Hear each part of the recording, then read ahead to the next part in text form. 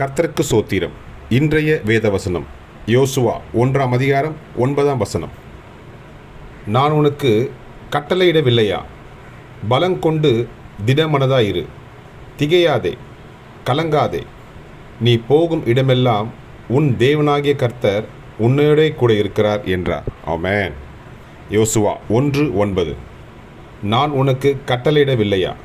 பலங்கொண்டு திடமனதாயிரு, திகையாதே, கலங்காதே.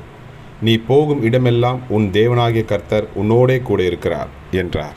ஆமென். கர்த்தர் உங்களை ஆசீர்வதிப்பாராக, உங்களோடு கூட இருப்பாராக. ஆமென்.